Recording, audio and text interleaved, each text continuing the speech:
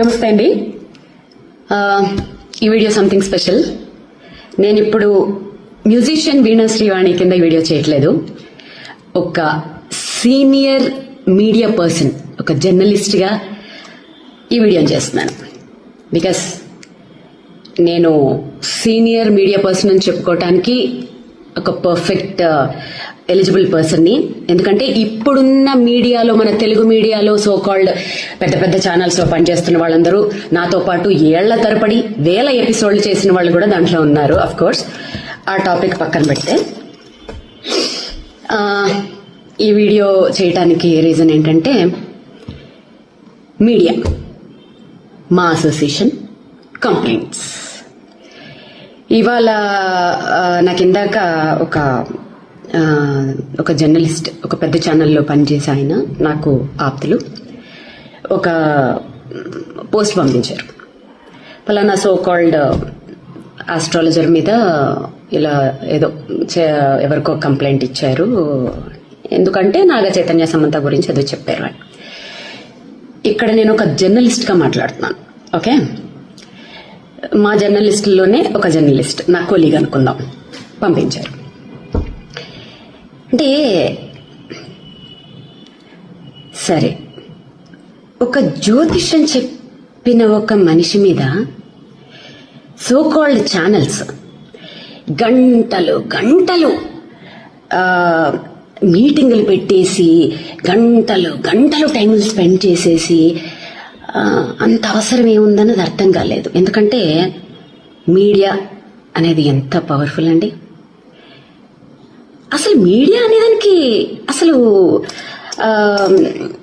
విలువే లేకుండా అయిపోయిందని అందరికీ తెలుసు. ఆఫ్ కోర్స్ నేను ఇప్పుడు ఏం కొత్తగా ఏం చెప్పక్కర్లేదు. కాకపోతే ఒకప్పుడు, అంటే నేను పనిచేసిన టైంలో జర్నలిస్ట్ అని చెప్పుకోవాలంటే ఖచ్చితంగా జర్నలిజం పాస్ అయి ఉంటేనే జర్నలిస్ట్ అని చెప్పుకోవచ్చు. ఇప్పుడు ఒక 2 ఇంటర్వ్యూలు చేసేస్తే చాలు జర్నలిస్ట్లే. ఆ లెక్కను చూసుకుంటే నేను సూపర్ జర్నలిస్టులు. ఎందుకంటే వందల ఇంటర్వ్యూలు తీసేసుకున్నాను, వేల ఎపిసోడ్లు చేసేసాను. సో కాబట్టి ఈ జర్నలిస్టులందరూ నా కొలీగ్స్ జర్నలిస్టులు. ఇప్పుడు స్ట్రైట్ ఫార్వర్డ్ గా అడుగుతున్నాను. ఈ పలానా జ్యోతిష్యం చెప్పారు, పలానా వాడెవడో టమాటా కూరలో ఉప్పు ఎక్కువ వేసాడు, ఇంకెవడో ఏదో చేశాడు, ఇవి పక్కన పెడితే నేను పేర్లు తీయకూడదు అనుకుంటున్నాను, కానీ తీస్తున్నాను.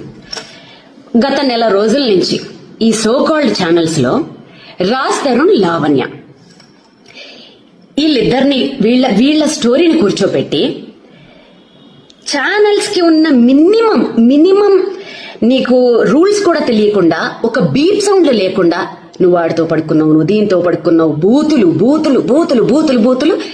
ఇంకొకటి ఏంటంటే, ఒక ఛానల్ అయిపోయిన వెంటనే బయట చెప్పుకుంటే సిగ్గుపోతుంది. ఒక పెద్ద శాటిలైట్ ఛానల్స్ కూడా, రండి మేడం మా ఛానల్కి రండి మేడం, మీకు న్యాయం చేస్తాం. ఏం చేస్తారు? అదేదో సినిమాలో లాగా పోరాడతాం అంటే ఏం ఆడతారు అన్నట్టు వాళ్ళకి న్యాయం మీరు ఏం చేస్తారు? మీకు రేటింగుల కోసం కదా. పోనీ వాళ్ళు బూతులు మాట్లాడుతున్నారా? కాదు. ఒక పిల్ల వచ్చి కూర్చుని ఇంకో పిల్ల జీవితాన్ని లాగేస్తుంది దాంట్లోకి. ఆ పిల్ల పడుకుంది, ఈ పిల్ల పడుకుంది. వాళ్ళకి పర్సనల్ లైఫ్లు ఉండవా? వాళ్ళకి మొగుళ్ళు పిల్లలు లేరా? అప్పుడు ఏమయ్యాయి మీ మనోభావాలన్నీ? అంటే మీ మీద సో కాల్డ్ మా జర్నలిస్టుల మీదే ఎవరు కేసులు పెట్టేవాళ్ళు లేరా? ఉండరా? సో ఇది ఎవరు ఆలోచించుకోవాలి చెప్పనా? ఆడియన్స్, మెయిన్ గా యూత్ ఆలోచించుకోవాలి. ఒక శాటిలైట్ ఛానల్ 24 hours లో విద్యార్థుల నోటిఫికేషన్స్ కోసం గాని, ఉద్యోగాల కోసం గాని, రైతుల ప్రాబ్లమ్స్ కోసం గాని, ఆడవాళ్ల సెక్యూరిటీల కోసం గాని, ఇంకా దేని గురించి గాని అట్లీస్ట్ ½ an hour అయినా ప్రచారం చేస్తున్నాయండి. ½ an hour.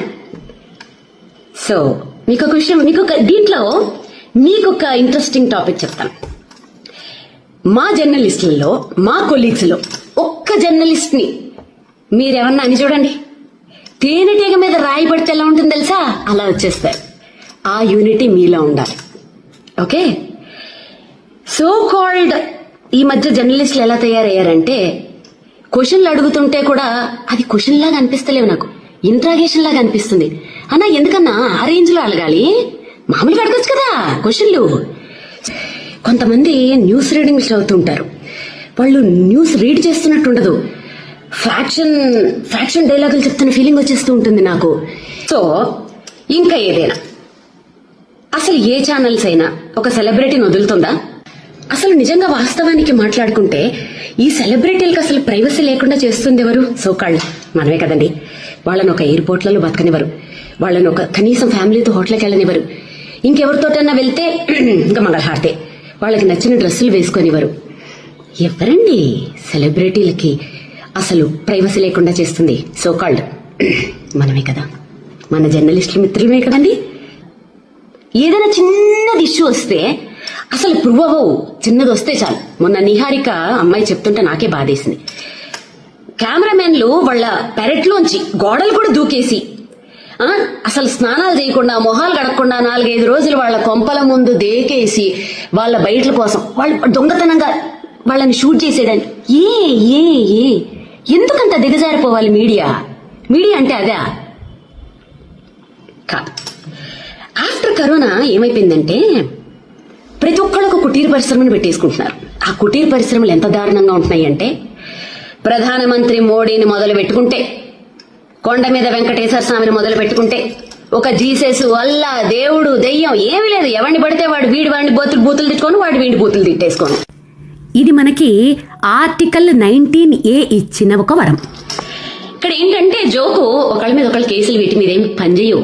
అలా పెట్టదలుచుకుంటే ఎన్నో పెట్టచ్చు. సో ఇవాళ పొద్దుట మంచు విష్ణు అన్న ఫోన్ చేసి చాలా మర్యాదగా ఎంత చక్క పద్ధతిగా మాట్లాడాడు పాపం అతను. ఆ కల్చర్ బాగా నచ్చింది. అఫ్కోర్స్ విష్ణన్న ఒక పెద్ద హీరో కొడుకు గురించి ఒక జ్యోతిష్యం చెప్పాడని కేసులు పెడతామని వీళ్ళు పెడుతున్నారని చెప్పి మీ దగ్గరికి వచ్చిన జర్నలిస్టుల్ని మీరేమడగాలి తెలుసా? 100 మంది, ఒక సినిమా మీద 100 కుటుంబాలు ఆధారపడి ఉంటాయి. ఓకేనా? ఆ 100 కుటుంబాలని ఒక్క రివ్యూ తోటి సంకనాకిపించేస్తున్నారు చూశారు. ఆ రివ్యూవర్లని ఏం చెయ్యాలి ఫస్ట్ అది ఆలోచించండి. దాంట్లో మా జర్నలిస్టులు కూడా ఉండొచ్చు, తప్పేం లేదు. ఎవరినన్నా ఏమైనా చేసి పర్వాలేదు. మరి 100 మంది పనిచేస్తున్న ఆ సంస్థలు నీ రోడ్ల మీదకి తెచ్చేస్తున్న ఫలానా ఈ రివ్యూవర్ల మీద మరి మీరేమి యాక్షన్ తీసుకోరా? అంటే ఆ రివ్యూస్ ఇచ్చే వాళ్లలోనే మా జర్నలిస్టులే ఉన్నారని చెప్పి మీరు ఆలోచిస్తున్నారా? అంటే జర్నలిస్టుల మీద కేసులు పెట్టే వాళ్ళు ఎవరు లేరా? పెట్టకూడదా? జర్నలిస్టులు ఏమైనా దేవుళ్ళా?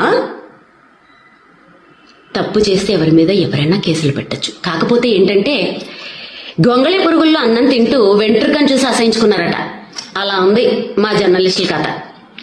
మీరు చేసేదే పనులు, ఒక్కొక్క ఛానల్ ఒక్కొక్క పార్టీకి అంకితాలు. పొద్దున్న లేస్తే అవి తప్ప ఇంకో పనులు ఉండవు. ఏమైనా టాపిక్లు డీవియేట్ చేయాలంటే గిట్లా పలానా పంతులు అట్లా చెప్పాడు, వీడు ఉప్పులో కారం ఎక్కువ వేశాడు, ఆమె ఎవరో 2వ పెళ్ళాన్ని ఉంచుకున్నారు, వీళ్ళెవరో ఇంకొక. సారీ ఇలా మాట్లాడుతున్నాను ఏమనుకోకండి, ఎందుకంటే పెద్ద ఛానల్స్ పీపుల్ లేవు నాకెందుకు ఇంకా. సో ఇంకెవరో ఇంకొక పొలిటీషియన్ ఎవరో 2వ భార్యను ఉంచుకున్నాడు. అబ్బా అబ్బా అబ్బా అబ్బా, ఇవి తప్ప మీడియా అంటే ఇదా? ఇంత దరిద్రమా? సో ఫైనల్ గా నేనేం చెప్తున్నానంటే, యూత్ మారండి. వాళ్ళు ఏమంటారు తెలుసా మీడియా వాళ్ళు? మంచి వీడియోలు పెడితే అసలు ఎవడో చూడట్లేదండి అని మీకే ఇస్తున్నారు. పోరాడండి, హ్యాష్ట్యాగ్లు పెట్టండి పెద్ద పెద్ద ఛానల్స్ కి. మాకు ఈ చెత్త ప్రోగ్రాంలు వద్దు, ఉపయోగపడే ప్రోగ్రాంలు వేయండి. మా లైఫ్ కి మా జీవితాలను నిలబెట్టే ప్రోగ్రాంలు, గవర్నమెంట్ ని ప్రశ్నించే ప్రోగ్రాంలు మీరు వేయండి. హ్యాష్ట్యాగ్లు పెట్టి ఫైట్ చేయండి. మీరు ఫైట్ చేస్తే సాధించలేందా? తెలంగాణ అలా సంపాదించుకున్నది కాదా? ప్రతి రాష్ట్రంలోనూ అలాంటి సంపాదించుకున్నవి ఎన్ని లేవు? మీకోసం ఫైట్ చేయండి. ఎంటర్టైన్మెంట్ కావాలంటే మీ ఫ్యామిలీ మెంబర్స్ లో, మీ ఫ్రెండ్స్ లో వెతుక్కోండి. అంతేగాని మీడియాలో ఎంటర్టైన్మెంట్ కోసం మీ జీవితాలను నాశనం చేసుకోకండి. ఛానల్స్ ని ఎదిరించి ప్రశ్నించండి. ఓకే, మీరు ప్రశ్నించి మీరు సాధించిన రోజు మీ ముందు నిలబడి యాజ్ ఎ సీనియర్ జర్నలిస్ట్ నేనే ఫైట్ చేస్తా. ఈ జ్యోతిషాలు, పురోహితుళ్ళు, అసలు ఇవన్నీ బ్యాన్. అసలు సోషల్ మీడియాలో చెప్పకూడదు. ఎవరైనా చెప్తే ఫస్ట్ నా మొగుడు కాదు, ఎవరు కాదు, ఫస్ట్ నేనే కేసు పెడతా. ఓకే, అసలు ఈ వీటికి నాంది పలికింది ఎవరు? మీడియా వాళ్లే కదా. 2009 నుంచి పలానా ఎవరైనా పెద్ద పొలిటీషియన్ హాస్పిటల్లో ఉంటే వాళ్ళు ఉంటారా పోతారా? ఒకవైపు జ్యోతిష్కులు, ఒకవైపు డాక్టర్లు. పలానా క్రికెట్ మ్యాచ్లు వస్తుంది, ఎవరు విన్ అవుతారు? ఓ పక్క జ్యోతిష్కులు, ఓ పక్క డాక్టర్లు. దాంట్లో ఫస్ట్ గా వేణుస్వామి ఉండాలి, లేకపోతే మళ్ళీ అది ఎవడో చూడడం. ఓకే, ఓ పలానా సినిమా, ఈ సినిమా హిట్ అవుతుందా ఫట్ అవుతుందా? ఓ పక్క డైరెక్టర్లు, ఓ పక్క జ్యోతిష్కులు. అసలు దీనికి నాంది పలికింది ఎవరు? సోకాల్డ్ 6 జర్నలిస్టులు, మన టీవీ ఛానల్సే కదండి. ఇప్పుడు ఎవరికి వాళ్ళు కుటీర పరిశ్రమలు పెట్టుకుని ఓన్ గా చెప్పుకుంటూ ఉంటే మీకు నొప్పి వచ్చింది కదా. ఇక్కడ మారేది మారరు సోకాల్డ్ ఛానల్స్, సోకాల్డ్ రాత్రికి రాత్రి పుట్టుకొచ్చేసిన చుట్టుకు పుట్టుకు యూట్యూబ్ ఛానల్స్. మారాల్సింది ఆడియన్స్, మారాల్సింది యూత్. మీరు మారండి. మాకు ఈ దిక్కుమాలిన ప్రోగ్రాములు వద్దు, మేము చూడము అని చెప్పి హ్యాష్ ట్యాగులు పెట్టి ఫైట్ చేయండి. మీలో ఆ రిజల్యూషన్ వచ్చినప్పుడు అన్ని మారతాయి. అప్పుడు నేను కూడా మారతాను, నేను మీ ముందుకు కలిపి పోరాడతాను. ఓకేనా?